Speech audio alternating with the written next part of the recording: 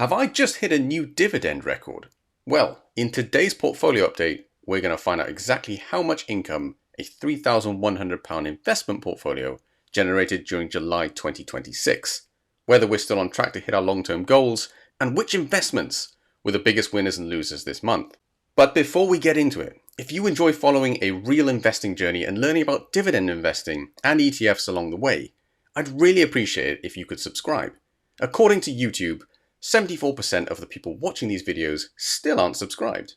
So if you're one of them, consider hitting that subscribe button. It's completely free, it really helps support the channel, and it means you won't miss future monthly updates as this portfolio continues to grow. I also want to quickly mention that this isn't a hypothetical portfolio or a YouTube experiment. Every investment you'll see today has been made with my own money, so every gain, every loss, and every dividend payment is completely real. I'll always be transparent about what's working, what isn't, and the lessons I'm learning along the way. As always, nothing in this video should be taken as financial advice. I'm simply documenting my own investing journey for educational purposes. So always do your own research before making any investment decisions. Right then, let's jump into the portfolio and see how July shaped up. And so at the end of July, the portfolio is now worth £3,184. Now, July itself wasn't the strongest month from a capital growth perspective. The portfolio finished the month down 0.8%, but honestly, that's just part of investing. Markets don't move in a straight line, and it's important to remember that even the best long-term portfolios will have the occasional red month. Despite that, the bigger picture still looks incredibly positive. I've now invested a total of £2,580 into the portfolio, meaning we're currently sitting on an overall gain of 23.4%. or £604 in profit. Considering this is a long-term portfolio, I'm really happy with where things stand. If I put the yearly performance on screen, you can see how each year has contributed to that growth. Back in 2024, the portfolio returned an impressive 21.30%, followed by 8.84% in 2025, and so far in 2026, we're up another 8.1%. While those returns have naturally become a little bit more modest, they're also a good reminder that investing isn't about chasing huge gains every single year. It's about consistently growing your wealth over the long term. I'll also throw up a monthly heat map because I think it's one of the most useful visuals in these updates. It shows every month since starting the portfolio, with green months representing gains and red months representing losses. What I like about this is that it paints a realistic picture of investing. Not every month is positive, and that's completely normal. There will always be periods where the portfolio moves backwards, but as long as the long-term trend continues upwards, those short-term fluctuations become less important. And that's exactly why I enjoy sharing this portfolio every month. You get to see the reality of investing, not just the good months, but the quieter and more challenging ones as well. Now let's see how the portfolio is tracking against the long-term plan. As many of you will know, this portfolio isn't just about investing randomly each month. Right from the beginning, I set myself a clear goal to start with £100 and invest an additional £100 every month, while aiming for a 7.5% annualized return over the long term. That gives us a benchmark to compare the portfolio against each month. Based on those assumptions, the portfolio should be worth around £2,696 by now. In reality though, it's currently sitting at £3,184, which means the portfolio is around 8.4% ahead of schedule. This comparison is simply a benchmark that helps us see whether the portfolio is generally on track over the long term. At the moment, I'm very pleased to see that we're comfortably ahead of where a steady 7.5% annual return would have put us. But I'll be just as transparent if that gap starts to narrow in the future. Now let's move on to the changes made inside the portfolio this month.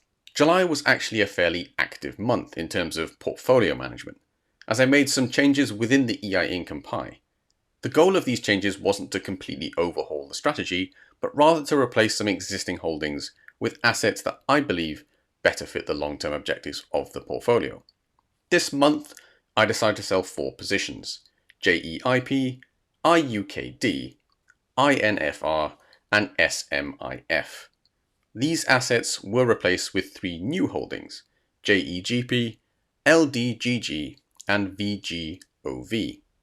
I'll put the full breakdown on screen now, including the number of shares purchased for each new and existing position this month. The main reason behind these changes was to continue refining the income side of the portfolio and make sure each holding has a clear purpose. As the portfolio grows, I want to make sure I'm not simply collecting different investments, but that each asset contributes towards the overall goal of building a diversified, dividend-focused portfolio. It's also worth highlighting that selling investments isn't something I do regularly or take lightly. The aim is always to invest for the long term, but occasionally it makes sense to adjust the portfolio when I believe there are better opportunities or when an asset no longer fits the strategy as well as it once did. With those changes made, let's now look at how the different parts of the portfolio have performed this month, starting with how the EI growth pie has performed this month. The purpose of this pie is slightly different from the income-focused side of the portfolio. While the EI income pie is designed around generating dividends and passive income, the EI growth pie is focused more on long-term capital appreciation and building the overall value of the portfolio. At the end of July, the EI growth pie was worth £2,157. July was a slightly weaker month for the growth portfolio, with the pie finishing down 0.6%. However, when we zoom out and look at the bigger picture, the portfolio is still showing a healthy overall gain of 12.31% since starting. Breaking down the individual holdings, the largest position in the growth pie is VWRL, the Global Equity ETF. VWRL has had a slightly negative month, finishing down 0.66% in July, but it remains one of the strongest performers in the portfolio overall, currently sitting on an impressive 16.34% gain. Next up is WLDS, which had a tougher month, falling 2.53% during July. Despite that short-term discipline, it is still in positive territory overall, currently showing a total gain of 5.20%. This is a really good example of why looking at individual monthly movements can sometimes be misleading. A few weeks of volatility doesn't necessarily change the long-term potential of an investment. Finally, we have SGLN, the gold position within the portfolio. Gold had a difficult month, falling 1.92% in July, and remains the weakest performer overall with a total loss of 22.44% since the purchase. Now, seeing a holding down over 20% isn't exactly enjoyable, but this is where diversification becomes important. The purpose of holding different types of assets isn't for every investment to perform well at the same time. Instead, different assets can provide different benefits depending on the market environment. While equities may drive long-term growth, assets like gold can sometimes act as a portfolio diversifier during periods of uncertainty. Overall, July was a quieter month for the growth pie, but the important takeaway is that the long-term picture remains positive. A small monthly decline is completely normal when investing, and the focus remains on consistently building the portfolio over many years. Next, let's move on to the EI income pie and see how the dividend-focused side of the portfolio performed this month. As a quick reminder, the purpose of this pie is to focus on generating a growing stream of passive income while still allowing for some capital appreciation over time. This is the part of the portfolio where the dividend journey really starts to come to life. At the end of July, the EI income pie was worth £883. Unlike the EI growth pie, which had a slightly negative month, the EI income pie had a positive July, finishing up 0.6%. Looking at the overall performance, the pie is currently sitting on a total gain of 4.07% since starting. As we made some changes within this pie earlier in the month, this is also the first update where we can start tracking the performance of the new holdings that have been added to the portfolio. Starting with JEQP, this was the weakest performer within the income pie during July, falling 4.74% over the month. It is currently showing a small overall loss of 0.95%.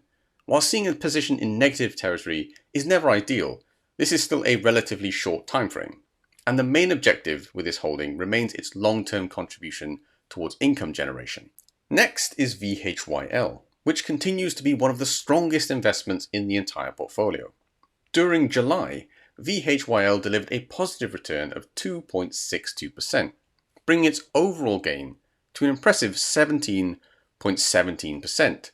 In fact, VHYL is currently the best performing asset across the entire portfolio, which is a great example of how dividend-focused investments can also provide strong capital growth. The new addition JEGP also had a positive start, increasing 2.84% during July and bringing its overall performance to a gain of 2.29%. Similarly, LDGG had a strong month, rising 2.09% and is now showing an overall gain of 1.2%.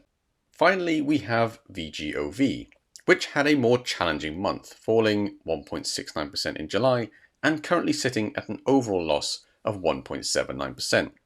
As a bond-focused holding, VGOV serves as a different purpose within the portfolio, providing diversification and potentially helping to reduce volatility rather than purely chasing returns. Overall, I'm really pleased with how the EI Income Pie performed this month. A positive month of 0.60% isn't a huge movement, but the important thing is that the portfolio is continuing to progress while building towards the main goal of generating reliable dividend income. With both the growth and income sides of the portfolio covered, let's now take a look at QNTG, the Van Eck Quantum Computing ETF, and see how this more focused investment has performed during July. Unlike the other investments we've looked at today, QNTG is a much more specialized holding.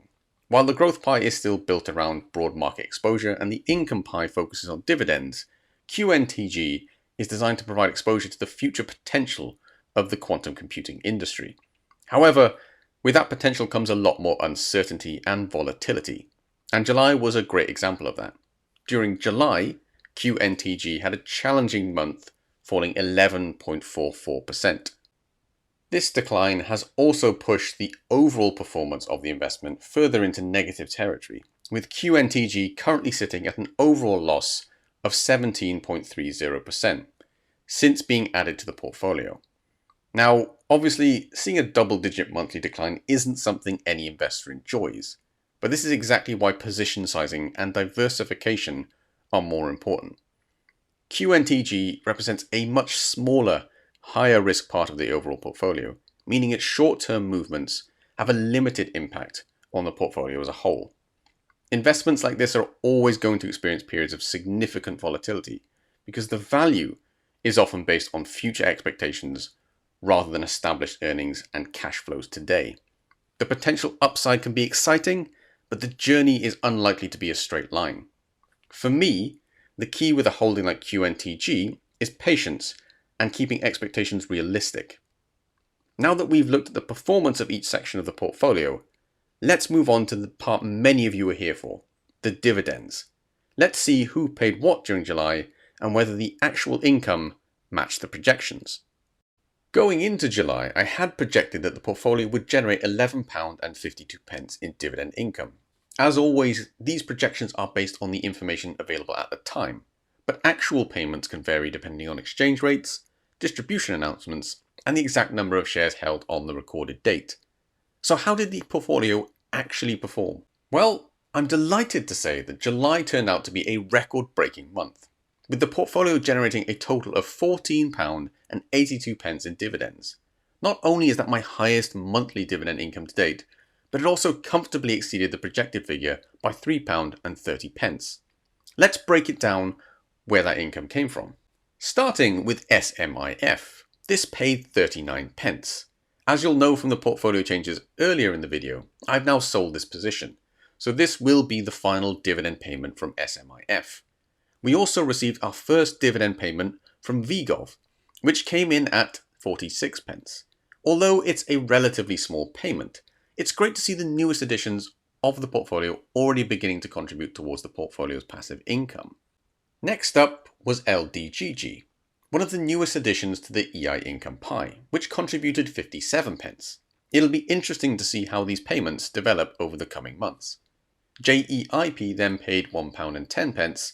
Much like SMIF, this holding has now been sold, so this marks the last dividend I'll receive from JEIP before the new replacement holdings fully take over.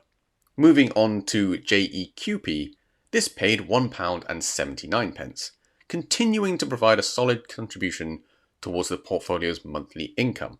VHYL followed with a payment of £2.04, and once again, it's proving why it's become such an important holding within the portfolio, not only through strong capital growth, but also by delivering a reliable stream of dividends.